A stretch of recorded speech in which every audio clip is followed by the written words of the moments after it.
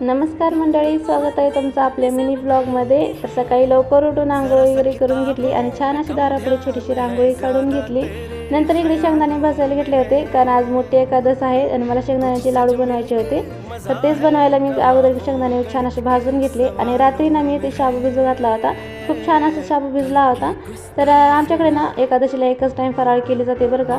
तर अगोदर दुपारी ना इकडे शाबू वगैरे बनवून घेतला आणि आज रविवार असल्यामुळे ना मिस्टरांना सुट्टी होती। तर इकडे अगोदर चिप्स वगैरे काढून घेतले आणि सुट्टी असल्यामुळे माझं सगळं कामं निवांतच चालू होती।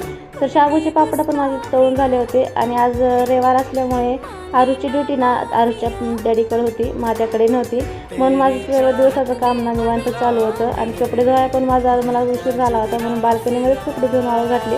संध्याकाळी ना छान असे ते चहा बनवून घेतला। आणि तुम्ही आपल्या पेजला फॉलो केलं नसेल ना तर फॉलो करून घ्या आणि माझे व्हिडिओ आवडत असतील तर मला कमेंटमध्ये नक्की सांगा। चला तर मग भेटू नेक्स्ट व्हिडिओमध्ये।